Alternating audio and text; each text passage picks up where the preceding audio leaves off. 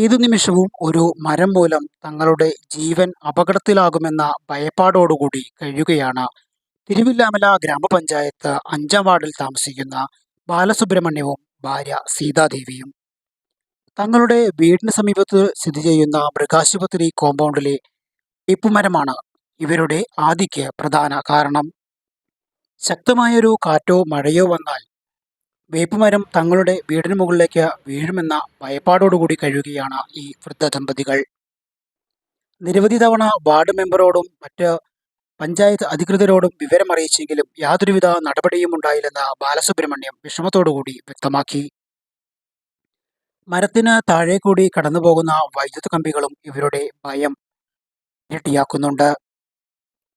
വലിയൊരു അപകടം സംഭവിക്കുന്നതിന് മുമ്പ് അധികൃതർ ഇടപെട്ട വിഷയത്തിൽ ആവശ്യമായ നടപടികൾ സ്വീകരിക്കുമെന്ന് ഇപ്പോഴും ബാലസുബ്രഹ്മണ്യവും ഭാര്യയും വിശ്വസിക്കുന്നു. പുതിയ മൃഗാശുപത്രി കെട്ടിടത്തിന്റെ നിർമ്മാണ ഘട്ടത്തിലെങ്കിലും തങ്ങൾക്ക് അപകടമായി നിൽക്കുന്ന മരം മുറിച്ചുമാറ്റാൻ കഴിയുമെന്ന പ്രതീക്ഷയിലാണ് ഈ കുടുംബം. രണ്ട് വയസ്സാണ്. എനിക്ക് 74 വയസ്സായി. എൻ്റെ ഭാര്യയ്ക്ക് 67ആയി. മെയിൻ പോകുന്നുണ്ട്. പക്ഷേ ആ മരം പൊട്ടി വീണാൽ ഞങ്ങൾ ഷോക്കടിക്കാൻ പറ്റില്ല. ഷീറ്റിൽ പോയിട്ട് ഷോക്കടിക്കാൻ പറയാൻ പറ്റില്ല. ജനതാ വിഷൻ, തിരുവില്ലോമല.